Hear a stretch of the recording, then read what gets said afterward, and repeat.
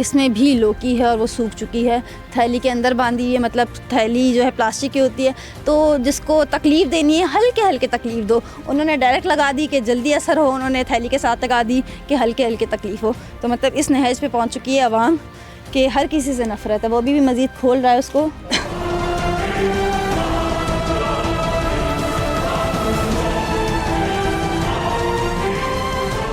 ये लौकी भी आप देख रहे हैं जो बिल्कुल सड़ गई है और इसमें से अब तो पानी बहना शुरू हो गया। अगर ये असर करती हैं, जो कि मुझे नहीं लगता करती हैं, लेकिन अगर जिनका अकीदा है कि करती हैं, तो आप सोचें उस इंसान का भी शायद यही हाल होगा।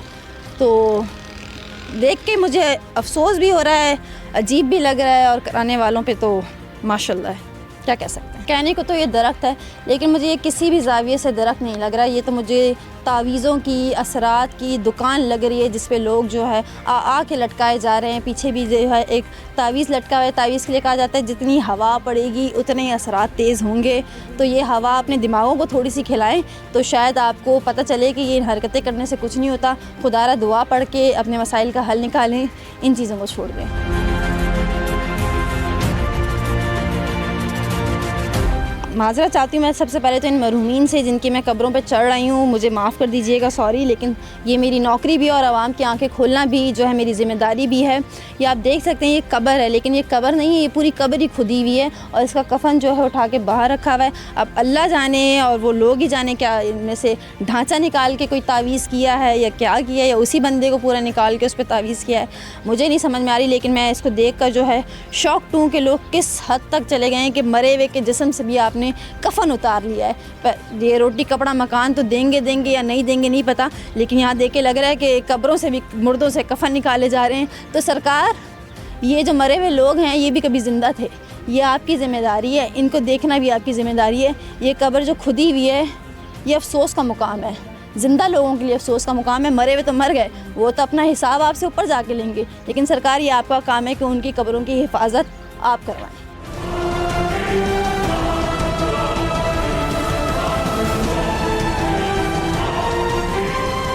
मैं माज़रत करना चाहूँगी और मैं महकमा सरकार जो है यहाँ की KMC डिपार्टमेंट और उनके भी जो है बहुत सारे लोग होते हैं जिनको ये कब्रिस्तान की हिफाजत दी जाती है, उनसे कहूँगी कि खुदारा ये कब्रें, इसमें आपने भी जाना है, मैंने भी जाना है, इनकी थोड़ी सी इज़्ज़त करें, इनकी हुर्मतें ना पामाल करें। मैं भी चल रही थी और मुझे अंदाज़ा नहीं था कि मेरे पाँव के बिल्कुल ही पास जो है कफ़न पड़ा हुआ है और उस कफ़न के पास जो है एक हड्डी भी पड़ी है जो इंसान की यकीनन टांग की है। अब ये वल्लाह आलम कब्र से निकाली गई है, निकली है या किसी ने तावीज़ करके उस पर फेंका है। लेकिन ये देखें किस कदर आप लोग हड्डियों पे भी तावीज़ करवा रहे हैं, मुर्दों की हड्डियों पे तावीज़ करवा रहे हैं, जो कि सोचते हैं कि ज़िंदगी में तो हमने अज़ाब झेल ही लिए, अब मर के शायद सुकून आ जाएगा। लेकिन हम लोग इस तरह अपनी आवाम के दिलो दिमाग पे तावीज़ों को बिठा बैठे हैं कि हम तो मरने वालों को भी सुकून नहीं दे रहे कि वो अब कह सकें कि हम मर गए हैं, चलो जान छुटी हमारी। लेकिन नहीं, मरे हुए की कब्रों को खोद के आप उनकी हड्डियाँ निकाल रहे हैं और उन हड्डियों पे कुछ पढ़ा रहे हैं, तो तौबा, इस्तग़फ़ार, अस्तग़फ़ार, अस्तग़फ़ार। पेड़ ऑक्सीजन देने के काम आते हैं जो कि हमारी सांस के लिए बहुत अच्छी होती है, लेकिन ये पेड़ तो इस वक्त किसी और ही काम आ रहे हैं। एक पेड़ आप देख चुके हैं जिसमें मुतादिद लौकियाँ लटकी हुई थी जो गल चुकी थी और काले कलर के तावीज़ थे, अब लाल कलर के तावीज़ और उसके साथ दोबारा लौकी आप देख रहे हैं, उसके नीचे दोबारा एक हड्डी मौजूद है जो कि ज़ाहिर है इंसानी हड्डी है, कुत्ते बिल्ली की तो होने से रही वो, क्योंकि हम कब्रिस्तान में खड़े हैं और कब्रों से ही निकली है। हम एक वक्त में बड़ा शोर करते थे कि कब्रें खोद के जो है मुर्दों के साथ ज़्यादती होती है, तो ये ज़्यादती जिस्मानी तौर पे ज़्यादती होती है, लेकिन जो ज़्यादती आप कर रहे हैं उससे बड़ी ज़्यादती है, क्योंकि आप उनकी कब्रों में से उनको निकाल रहे हैं, उनको तोड़ फोड़ रहे हैं। तोड़ना फोड़ना ही कहूँगी मैं, क्योंकि सॉरी टू से ये जो आप हरकतें कर रहे हैं ये तोड़ फोड़ भी आती हैं, तो आप अजियत दे रहे हैं, मुर्दे को भी अजियत दे रहे हैं।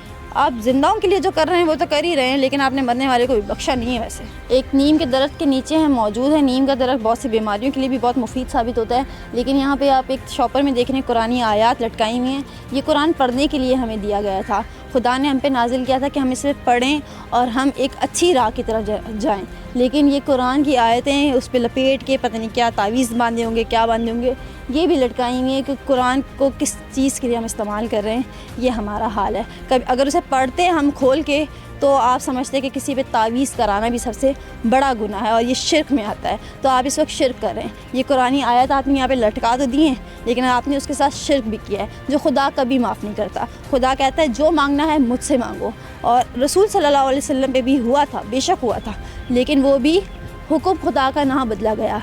खुदा ने ना तो उनसे उनका दीन छीना, ना तो उनकी नबूवत छीनी, और खुदा ने वो वापस ले लिया। क्यों? क्योंकि खुदा ने कहा मेरा हुक्म नहीं है। तो खुदा ने अपने नबी पे नहीं होने दिया, तो खुदा के इंसानों पे होने देगा। तो खुदारा आप थोड़े से अकल के नाखुन लें और इस कुरान को थोड़ा सा पढ़ लें। इस मुल्क में हर एक चीज़ के लिए कानून है। चोरी करोगे तो कानून है, डकैती करोगे तो कानून है, लेकिन अफसोस इस संगीन काम का कोई कानून नहीं है कि अगर किसी को जो है ये काम करते देखा जाए तो उस पर कौन सा सेक्शन लगेगा, उस पर कितना जुर्माना होगा, उसे कितने दिन हिरासत होगी। ऐसा कोई कानून हमारे मुल्क में मौजूद नहीं है। और दूसरी बात, केएमसी के सीनियर डायरेक्टर इकबाल साहब, आपसे मेरा एक सवाल है कि ये आपके हिस्से में आती है चीज़ देखना कि कब्रिस्तान में क्या हो रहा है। ये आपकी ड्यूटी है, ये आपकी नौकरी है, आप इसके लिए तनख्वाह लेते हैं और ये तनख्वाह जो है हमारे टैक्सों से आपको मिलती है। तो क्या ये आपका काम नहीं है कि यहाँ पे जो हो रहा है वो आप देखें? आप कमरे में बैठे अपने ऑफिस के तसल्ली से सुकून का सांस ले रहे होते हैं, कभी एक चक्कर लगाएं, यहाँ का भी एक चक्कर लगाएं, क्योंकि एक दिन आपने भी यहाँ पर आना है। सिर्फ आपने नहीं आना, मैंने भी आना है, तो इसका भी चक्कर लगाएं, देखें यहाँ पे क्या हो रहा है। हम भी आए हैं, हमें भी बहुत कुछ पता चला है, तो आप आएंगे, आपको हमसे ज़्यादा चीज़ें पता चलेंगी, क्योंकि आप एक ओहदे पे बैठे हैं, हम एक ओहदे पे नहीं बैठे, लेकिन हम अपना काम कर रहे हैं। तो खुदारा आप भी अपना काम कर लें। वैसे तो कंबल हम अमूमन इस्तेमाल करते हैं सोने के लिए, लेकिन यहाँ कब्रिस्तान में कंबल का क्या काम है मुझे समझ में नहीं आ रहा। खाना खाते हैं तो उसमें लींबू डालते हैं, या चाट खाते हैं बाज़ारों में, लींबू का काम समझ में आता है, लेकिन मेरे अकब में जो लींबू पड़े हैं कब्रिस्तान में, मुझे उसका काम यहाँ पे समझ नहीं आ रहा। महबूब आपके कदमों में, शौहर की ज़बान बंद, ये सारी चीज़ें आप लोगों की खराफात हैं। मुझे बताएं, महबूब कदमों में अच्छा लगता है या सर पे बिठाया अच्छा लगता है? शौहर हंसता खेलता बसता हुआ बीवी से बातें करता हुआ अच्छा लगता है, या उसकी ज़बान बंद अच्छी लगती है? सास जब तक डांटेगी नहीं तो कैसे पता चलेगा कि बहू से मोहब्बत है, लेकिन जाहिर है उसका बेटा भी है तो उसकी देखभाल के लिए भी डांटना है बहू को। लेकिन नहीं, ये रिश्ते हमें इतनी नफ़रत दे रहे हैं आजकल कि कभी महबूब को कदमों में बिठाना है, कभी शौहर की आवाज़ बंद करनी है, कभी सास को मारना है, कभी रिश्तेदारों की गाड़ी नहीं लेने पे हसद इतनी है कि उनका मुर्दा बना के जो है कब्रों में डालना है। तो इतनी नफ़रत हसद माशरे में फैलाने का क्या मकसद है, मुझे समझ नहीं आता। मुर्दों को जलाना तो हिंदुओं की रस्म है ही, और हम इस पर कुछ कह नहीं सकते क्योंकि ये उनका अपना मज़हब, अपना अकीदा है। लेकिन अफसोस के साथ यहाँ पर कफ़न जलाए जा रहे हैं। ये हमारा ना तो अकीदा है, ना हमारा इस्लाम है, ना ही कुरान में कहीं लिखा है कि कफ़न जलाओ। ये तो कफ़न जो मर जाता है अपनी आखिरी सांसें लेके, सुकून की अब्दी ज़िंदगी जिसे कहते हैं, उसके बाद या तो शायद उसे जन्नत मिलेगी, या तो जो उसने किया उसके अमालों का उसे जवाब देना पड़ेगा। तो वो तो पता नहीं अपने अमालों का जवाब कब दे। उस बेचारे के कफ़न के साथ जो उसका आखिरी लिबास होता है उसको भी हम यहाँ पे जला कर फेंक रहे हैं। खुदारा ये किसी मुर्दे से निकाला है, ये क्या किया है, ये तो जिसने जलाया है वही जानता है। लेकिन कल को जिसने ये जलाया है कफ़न, उससे मेरा सवाल है, कल को आपका कफ़न इस तरह से जले, आपको कैसा लगेगा? या आप इस वक्त देख भी रहे होंगे और ख़ुद पढ़ भी रहे होंगे अपनी स्क्रीन पर, मेयर कराची जनाब मुर्तज़ा वहाब की हिदायत पर आप तमाम लवाकीन से दरख्वास्त कर रहे हैं, वो बाकायदा कि दरख्वास्त की जाती है कि तदफीन के अखराजात की मद में केएमसी की मुकर्रर करदा 14,300 से ज़ायद रकम, जो कि एक अच्छी खासी रकम होती है, ना करें, अदा ना करें। शिकायत की सूरत में केएमसी से कंप्लेन नंबर, जो कंप्लेन नंबर लिखा हुआ है उस पर अपनी शिकायत दर्ज करवाएं। पहले तो मुझे ये बताएं कि आप इस कंप्लेन नंबर पे फ़ोन उठाएंगे? चले उठा भी लेंगे, शिकायत सुनेंगे, सुन के बंद कर देंगे यकीनन, और क्या करेंगे? यहाँ पर आएंगे? अगर आ जाएं तो प्लीज़ मुझे फ़ोन कर दीजिएगा, मैं भी आ जाऊँगी यहाँ पर अपनी टीम को लेकर। सीनियर डायरेक्टर म्यूनसिपल सर्विस के केएमसी, ठीक है, वो आपकी शिकायत पर आएगी।